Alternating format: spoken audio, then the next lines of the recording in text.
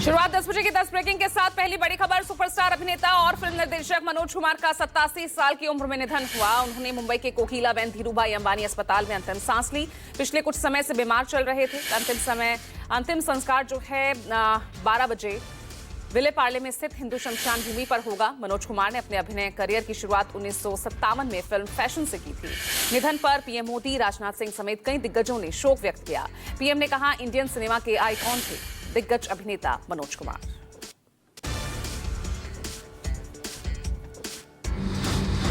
दूसरी बड़ी खबर, मनोज कुमार अपनी देशभक्ति की फिल्मों के लिए जाने जाते थे और इसीलिए लोग उन्हें भारत कुमार भी कहकर पुकारा करते थे।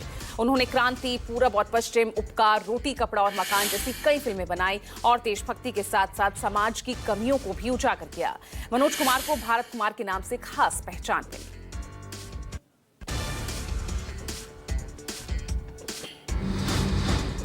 तीसरी ब्रेकिंग, वक्फ संशोधन बिल पर संसद की मुहर लग गई है। राज्यसभा में बिल पर चर्चा पूरी होने के बाद देर रात 2 बजे के बाद वोटिंग कराई गई। वक्फ संशोधन बिल के पक्ष में 128 वोट पड़े, विपक्ष में 95 वोट पड़े और इस तरह 12 घंटे से ज्यादा की चर्चा के बाद रात लगभग 2:30 बजे राज्यसभा से वक्फ विधेयक पारित हो गया और इसके साथ ही जय श्री राम के नारे से पूरी राज्यसभा गूंज उठी। अब बिल को राष्ट्रपति की मंजूरी के लिए भेजा जाएगा। राष्ट्रपति की मुहर लगने के बाद ये विधेयक कानून बन जाएगा।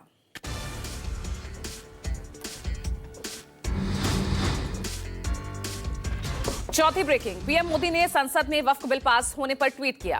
पीएम ने कहा, वक्फ संशोधन विधेयक और मुसलमान वक्फ विधेयक का संसद से पास होना सामाजिक और आर्थिक न्याय, पारदर्शिता और सबके विकास की दिशा में एक बड़ा कदम है। इससे खासकर उन लोगों को फायदा होगा जो अब तक पीछे रह गए थे और जिन्हें ना तो सही से सुना गया, ना ही मौके मिले। मैं उन सभी सांसदों का धन्यवाद करता हूं जिन्होंने संसद और समितियों की बैठकों में हिस्सा लिया और अपने सुझाव दिए।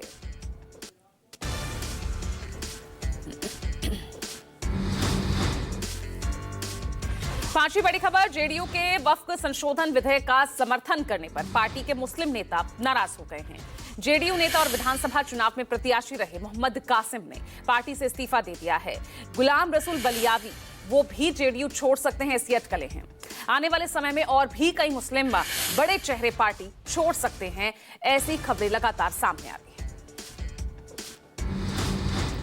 छठी ब्रेकिंग, वक्फ संशोधन बिल संसद में पास होने के बाद आज पहला जुमा है। यूपी समेत कई राज्यों में पुलिस हाई अलर्ट पर है। संवेदनशील इलाकों में भारी पुलिस फोर्स की तैनाती की गई है। लखनऊ समेत कई जिलों में सुरक्षा बढ़ाई गई है। पुलिस सड़क से लेकर सोशल मीडिया तक के प्लेटफॉर्म्स पर भी पैनी नजर रखे हुए है।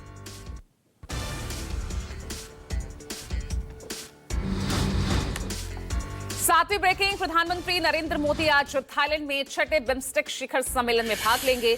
पीएम मोदी की कई देशों के राष्ट्रीय अध्यक्षों से द्विपक्षीय वार्ता हो सकती है। बांग्लादेश के अंतरिम सरकार के सलाहकार मोहम्मद यूनुस से भी मुलाकात संभव है। बिम्स्टेक शिखर सम्मेलन के बाद पीएम मोदी श्रीलंका रवाना हो जाएंगे।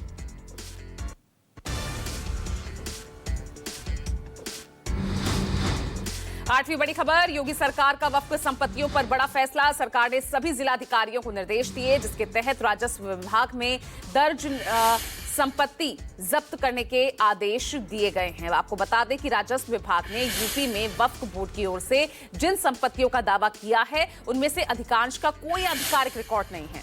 संपत्तियों को चिन्हित कर आगे की जब्ती की जो कार्रवाई है वो की जाएगी।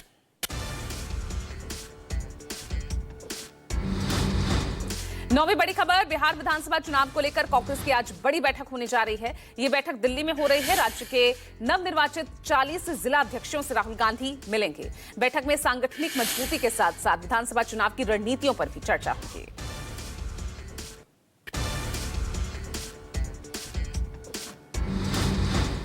और 10वीं ब्रेकिंग, झारखंड के बोकारो से जहां स्टील प्लांट में अप्रेंटिस का प्रशिक्षण लेने वाले विस्थापित युवाओं का आंदोलन हिंसक हो गया है। सीआईएसएफ के जवानों ने लाठीचार्ज किया जिसमें 4 युवा घायल हुए हैं, एक की मौत भी हो गई है।